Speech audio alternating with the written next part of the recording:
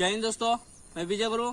आज का मेरा टॉपिक है कल्याणी स्टेशन से कल्याणी बीएसएफ कैंप 112 किस तरह से जाना है और वहाँ पर मेडिकल का सारा प्रोसेस किस तरह चल रहा है वो मैं आपको अभी बताऊंगा। तो वीडियो स्टार्ट करने से पहले आप मेरे वीडियो को सब्सक्राइब एंड लाइक शेयर जरूर कर दें ताकि मैं आपके द्वारा मोटिवेट होकर और आपके पास अच्छे से वीडियो मैं अपलोड कर सकूँ।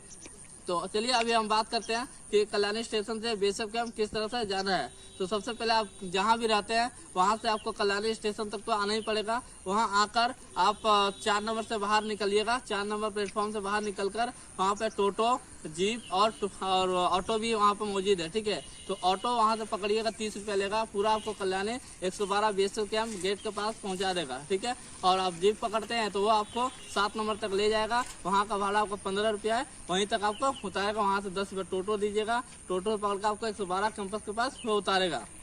ठीक है, ये हो गया। अब बात करते हैं आपको आप बस से भी जा सकते हैं। तो बस से जाना के लिए आपको वहां से टोटो करके पहले मेन रोड पर जाना पड़ेगा। ठीक है, 10 रुपये देकर वहां से आपको बस मिलेगी। ठीक है, और वो आपको कल्याणी बीएसएफ कैंप के 7 नंबर तक ही ले जाएगी। ठीक है, पूरा वो आपको कैंप तक नहीं पहुंचाएगी। तो आपको सबसे बेटर होगा ऑटो पकड़िए या टोटो पकड़िए, 30 रुपया दीजिए, पूरा कैंप तक पहुंचिए। ठीक है, वहाँ पहुंचने के बाद आपका जो डीवी वेरिफिकेशन चल रहा है वो सब होगा। उसके बाद वहाँ पर मेडिकल प्रोसेस चालू होगा। ठीक है, जैसे हम बात कर रहे हैं 17 तारीख के डेट का। ठीक है, इससे मेरा मेडिकल जो था 17 तारीख के डेट में मेरा मेडिकल चल रहा था। ठीक है, तो 17 से आज मेरा रिपोर्ट देने वाला 24 तारीख है। ठीक है, तो किस तरह से वहाँ मेडिकल हो रहा है, ठीक है, वो अभी मैं आपको बता रहा हूँ। तो देखिए वहाँ पर 6 एमओ है। ठीक है, MO1, MO2, MO3, MO4, MO5, MO6 इस तरह से वहाँ पर मेडिकल का पार्ट डिवाइड किया गया। 6 डॉक्टर वहाँ पर बैठ रहे हैं। ठीक है, तो जो 6 डॉक्टर है वहाँ पर सबका रूम अलग अलग है। ठीक है, और उस रूम में आपको बता दें सबसे अच्छा मेडिकल जो हो रहा है वो MO4 में हो रहा है। मानता हूँ मेडिकल हार्ड हो रहा है। ठीक है, वहाँ पे पंजाबी सर है वही चेक करे, वो मेडिकल हार्ड हो रहा है पर वो प्रॉपर मेडिकल बहुत ही हार्ड हो रहा है, बहुत ही अच्छा चेक करा। उसमें जो 30 बंदे जा रहे हैं ना तो 2 ही फिट हो रहे हैं। ठीक है, और बाकी सब अनफिट हो जा रहे हैं। ठीक है, उनको रीमेडिकल दिया जा रहा है, पर वहाँ पर जो फिट हो जाएंगे तो और कहीं भी अनफिट होने का चांस ही कम है। और MO अब आते हैं 4-5 में। ठीक है, MO 5 और 6 में। तो MO 5 और 6 में भी जो मेडिकल चल रहा है वो भी उसी हिसाब से उससे थोड़ा नॉर्मली चल रहा है। मतलब MO 4 है उससे नॉर्मल चल रहा है। ठीक है, पर वहाँ भी अच्छी तरह से मेडिकल चल रहा है, बहुत ही अच्छी बेखूबी से जांच चल रही है। वहाँ पर बहुत ही हार्ड मेडिकल हो रहा है। पर MO 2 और MO 1 में मेडिकल बहुत ही नॉर्मल है, बहुत ही मतलब वहाँ पर डरने की बात नहीं है, बहुत ही अच्छा मेडिकल हो रहा है। आप तो वहाँ भी आराम से पास हो सकते हैं। ठीक है, पर आपका जो रियल केस है तो मेडिकल खाना ही है। अगर आपको मेडिकल नहीं है तो क्यों मेडिकल, आपको डॉक्टर जानबूझ के तो मेडिकल देंगे नहीं। आप अनफिट है तभी ना मेडिकल लिख रहे हैं। ठीक है, तो वहाँ पर जो भी मेडिकल चल रहा है अच्छा तरीके से मेडिकल हो रहा है, सभी अच्छे डॉक्टर है, सभी अच्छे से वहाँ पर मेडिकल अपना कर रहे हैं।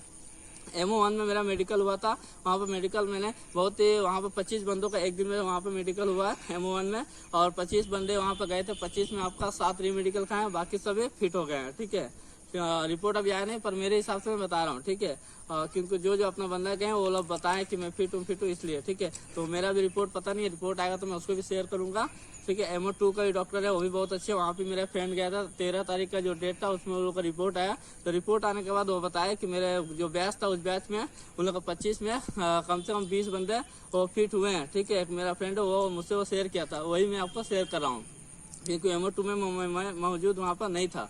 ठीक है, तो अब आते हैं MO3 में। MO3 में भी जो मेडिकल हुआ उसमें काफी बंदे फिट हुए हैं। ठीक है, और मान लीजिए 60% बंदे रीमेडिकल खा रहे हैं, पर रीमेडिकल खा रहे हैं तो डरने की बात नहीं है। रीमेडिकल 90% बंदे फिट होते हैं, ये मेरा एक्सपीरियंस बता रहा है क्योंकि मैंने आर्मी का मेडिकल दे चुका हूँ। तो उसमें मैंने भी बहुत गौर किया हूँ कि ज्यादातर रीमेडिकल फिट होते हैं, रियर केस में अनफिट होते हैं। जैसे आपका 6/6 नहीं है और आपको रीमेडिकल दे रहा है। ठीक है, आपका 6/9 है। ठीक है, और एक में 6/12 है तो आपका रीमेडिकल दे रहा है, तो वहाँ पर कमी चांस है आपको फिट होने का।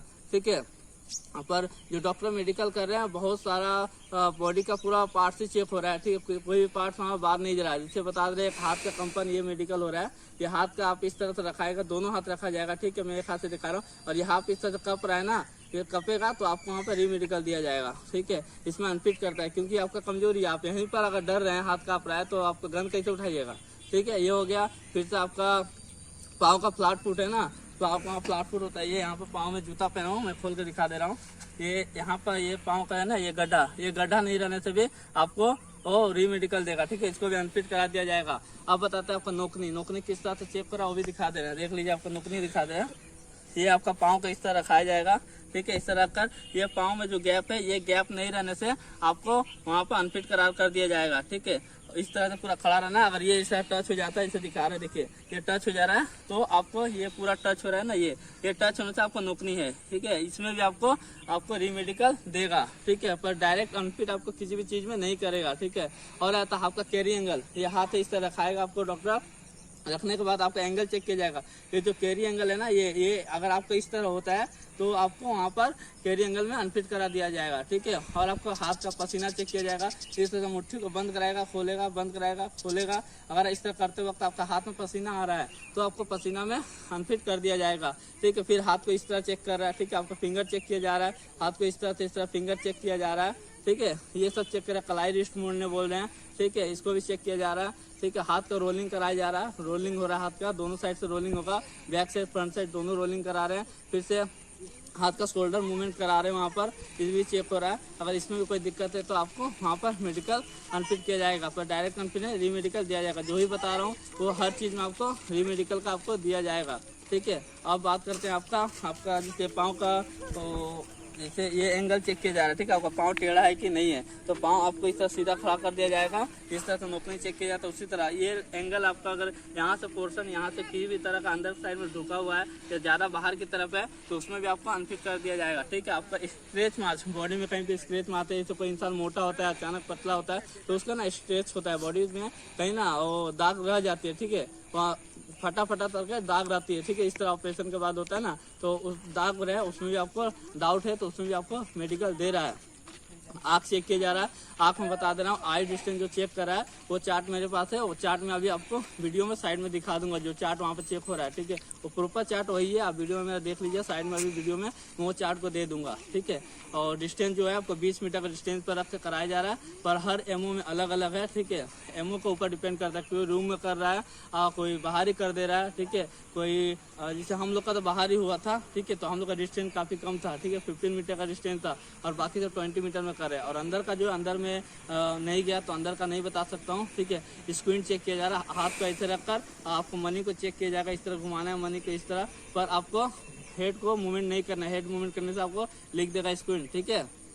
और आपका कलर ब्लाइंडनेस का एक प्लेट होगा, उसमें हर रूम में कितना पढ़ा रहा है पता नहीं, पर मेरे रूम का पता है, मेरे रूम में आपको 4 से 5 प्लेट पढ़ाया जा रहा है, ठीक है। और उसके बाद आपका नियर विजन चेक किया जाएगा, नियर विजन में एक बुक होगा, उसमें बहुत छोटा अक्षर में लिखा होगा, उसको आपको बेखूबी से पढ़ना है, ठीक है। कोई भी एक सेंटेंस होगा उसको पढ़ देना है, ठीक है। तो नियर विजन वो हो गया, चेक हो रहा है, ठीक है। उसके बाद आपको कान चेक हो रहा है, कान का अंदर आपका वैक्स है कि नहीं, ठीक है, कान में छेदा है कि नहीं, कान का पर्दा फटा है कि नहीं, ये सब चेक हो रहा है, ठीक है। तो कान को आप साफ करा कर जाइएगा कि वैक्स ना दे, ठीक है, नहीं तो आप एक मेडिकल रीमेडिकल ऐसे खा जाइएगा तो क्या दिक्कत है, उसको साफ करके जाना है आपको, ठीक है। उसके बाद आपको शोल्डर चेक हो रहा है, शोल्डर आपका टेढ़ा है कि नहीं, स्पाइनल कोड चेक हो रहा है, पीठ का स्पाइनल कोड आपका टेढ़ा है कि नहीं, ठीक है, तो वो सब चेक हो रहा है, ठीक है।